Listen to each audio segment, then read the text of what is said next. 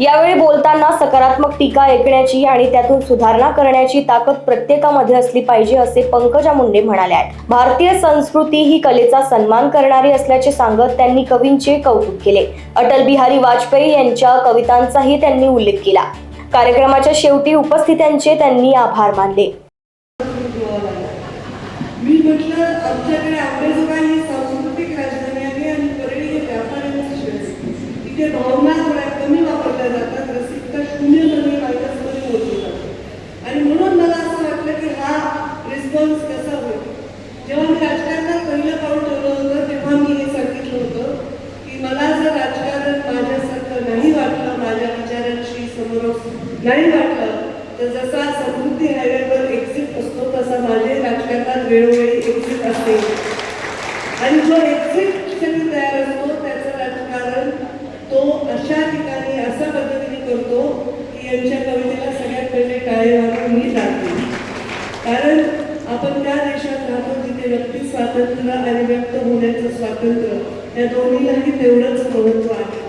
आणि या व्यक्ती स्वातंत्र्यामध्ये कलाकार लोकांना जी मुभा दिली पाहिजे ती मुभा देण्याच्या संस्कृतीत आपण त्यांनी त्यांचं म्हणणं नाही मांडल्याने स्पष्ट सत्य बदलत नाही.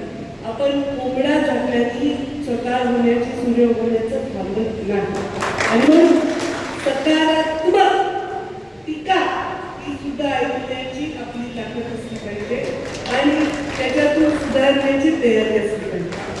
आणि म्हणून मला आज कौतुक करावं लागतं. मी थोडंसं कार्याला चिडचिड केली, तुमचं माझं इम्प्रेशन खराब झालं असेल तर सॉरी, पण माझी चिडचिडच माझं प्रेम आहे. कारण मी चिडचिड करून डोळे वटारून राबवून हे एवढे रसिक झाले, नाही तर अशी कार्यक्रम होऊ शकला नसता. तुम्ही ज्यांचं नाव आधी घेतलं कवितेत ते कार्यक्रम म्हणजे यांना सवय आहे. गाणे बजावणे, नाच गाणे यांची त्यांना सवय आहे. इथे शिट्ट्या बिट्ट्याची मला सवय नाही, कारण माझ्या डोळ्याच्या भागात वाढलेले लोक आहेत, वयस्कर असले तरी. पण शिट्टी बायकांनी मारली काही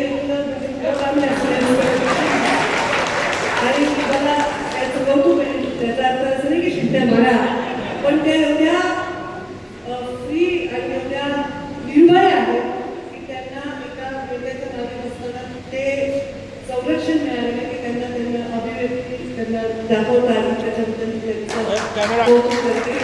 माझा वाढदिवस मी साजरा करते, मी कौतुक जाते कुठेतरी लपून बसते आणि मग ते त्याचा सप्ताह होईल, त्याचा वर्षभर कार्यक्रम होईल त्याची भीती असते.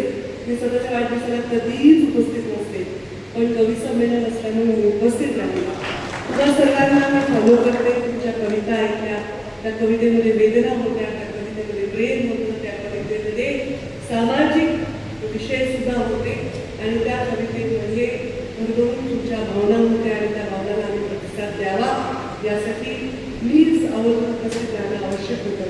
कारण कलेचा आदर करणं ही आमची संस्कृती. तुम्ही अटल बिहारी वाजपेयी जे प्रधानमंत्री होते आणि कवी देखील होते आणि ते त्यांनी कधीही बजावलं नाही. त्यामुळे कवी मनाचा अभ्यास माणूस हा वेदना मांडू शकतो, तो वेदना देत नाही याचा मला विश्वास. तुम्ही खूप सुंदर ओळी म्हणतात ते मला परत एकदा ऐकवा माहिती. आई उठली आणि बाबाच्या तुम्ही त्या ओळी सांगितल्या ते परत एकदा सांगा.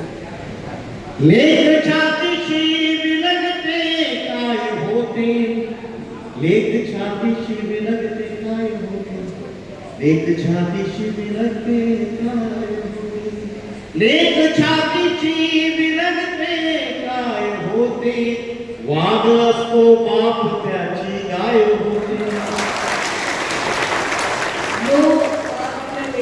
छातीशी घेऊ शकतो आणि वाघाची गाय होते, त्या बापाची लेक कधीच वाघी पिशव्या करू.